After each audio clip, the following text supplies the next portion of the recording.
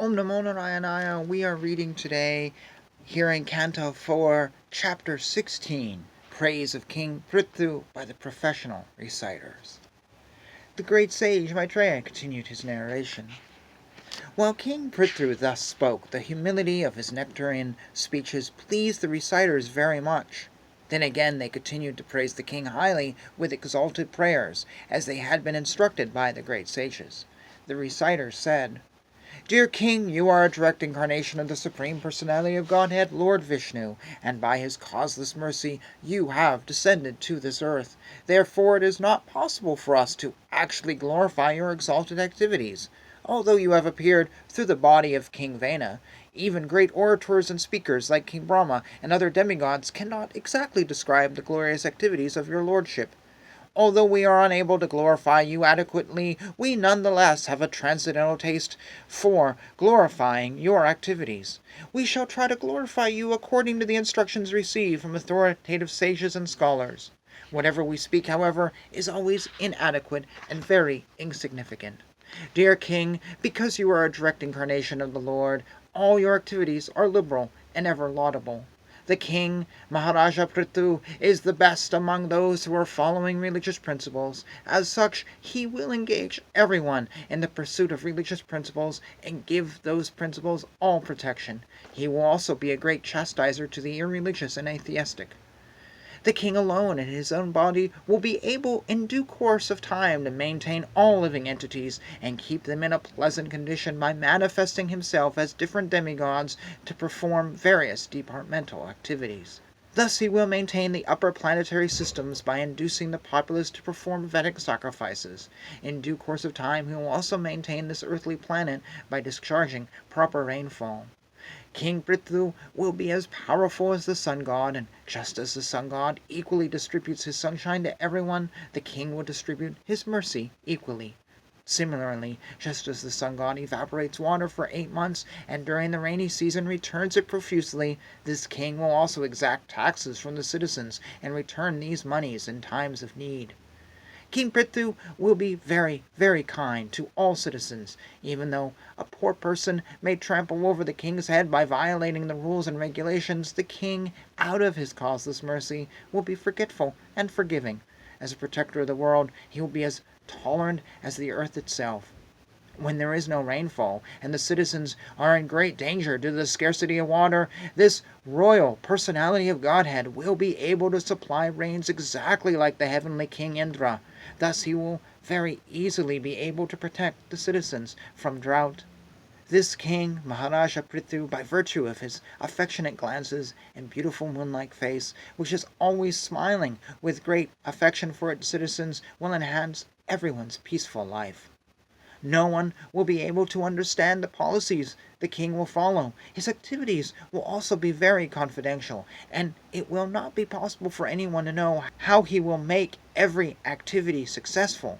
His treasury will always remain unknown to everyone. He will be the reservoir of unlimited glories and good qualities, and his position will be maintained and covered just as Varuna, the deity of the seas, is covered all around by water. The king was born of the dead body of King Vena, as fire is produced from wood. Thus King Prthu will always remain just like fire, and his enemies will not be able to approach him. Indeed, he will be unbearable to his enemies, for although staying very near him, they will never be able to approach him, but will have to remain as if far away. No one will be able to overcome the strength of King Prthu. King Prthu will be able to see all the internal and external activities of every one of his citizens. Still, no one will be able to know his system of espionage, and he himself will remain neutral regarding the matters of glorification or vilification paid to him. He will be exactly like air, the life force within the body, which is exhibited internally and externally, but is always neutral to all affairs. Since this king will always remain on the path of piety, he will be neutral to both his son and the son of his enemies. If the son of his enemies is not punishable, he will not punish him. But if his own son is punishable, he will immediately punish him. Just as the sun god expands his raining rays up to the Arctic region without impedance, the influence of King Prthu will cover all tracts of land up to the Arctic region and will remain undisturbed as long as he lives. This king will please everyone by his practical activities, and all of his citizens will remain very satisfied. Because of this, the citizens will take great satisfaction in accepting him as their ruling king. The king will be firmly determined and always situated in truth. He will be a lover of the Brahminical culture and will render all service to old men and give shelter to all surrendered souls. Giving respect to all, he will always be merciful to the poor and innocent. The king will respect all women as if they were his own mother, and he will treat his own wife as the other half of his body. He will be just like an affectionate father to his citizens, and he will treat himself as the most obedient servant of the devotees, who always preach the glories of the Lord. The king will consider all embodied living entities as dear as his own self, and he will always be increasing the pleasures of his friends. He will intimately associate with liberated persons, and he will be a chastising hand to all impious persons. This king is the master of the three worlds, and he is directly empowered by the Supreme Personality of Godhead. He is without change, and he is an incarnation of the Supreme, known as the Shaktayavesha Avatara. Being a liberated soul and completely learned, he sees all material varieties as meaningless because their basic principle is nescience. This king, being uniquely powerful and heroic, will have no competitor. He will travel around the globe on his victorious chariot, holding his invincible bow to his hand and appearing exactly like the sun, which rotates in its own orbit from the earth. When the king travels all over the world, other kings, as well as the demigods, will offer him all kinds of presentations. Their queens will also consider him the original king, who carries in his hands the emblems of club and disc, and will sing of his fame, for he will be as reputable as the Lord. This king, this protector of the citizens, is an extraordinary king, and is equal to the Prajapati demigods. For the living facility of all citizens, he will milk the earth, which is like a cow. Not only that, but he will level the surface of the earth with the pointed ends of his bow, breaking all the hills exactly as King Indra, the heavenly king, breaks mountains with his powerful thunderbolt. When the lion travels in the forest with its tail turned upward, all menial animals hide themselves. Similarly, when King Prthu will travel over his kingdom and vibrate the strings of his bow, which is made from the horns of goats and bulls and is irresistible in battle, all demonic rogues and thieves will hide themselves in all directions.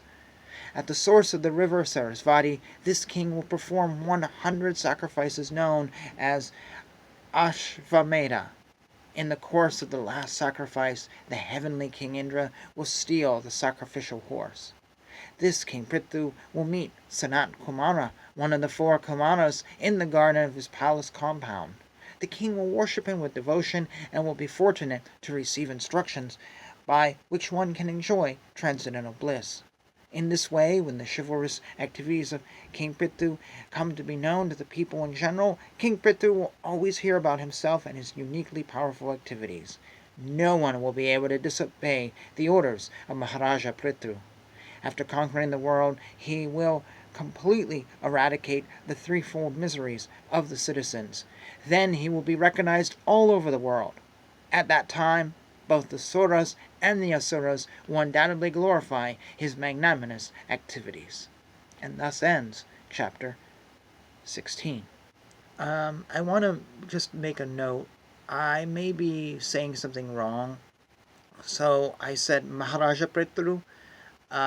I saw it also written here as Prthu Maharaja, and I reversed it just so every time I read it, it would sound the same. I don't know what the proper usage is of the word Maharaja. Does that go before or after the name? I don't know. And it may be one thing when speaking Hindi or whatever versus in English. I mean, in English we put the title first, so for me, reading Maharaja Prthu makes sense. It may be the other way around. I don't know. I don't mean to say it wrong incorrectly. I just wanted to say it one way uniformly. Hare Krishna, Krishna Krishna, Hare Hare, Hare Rama, Rama Rama, Hare Hare.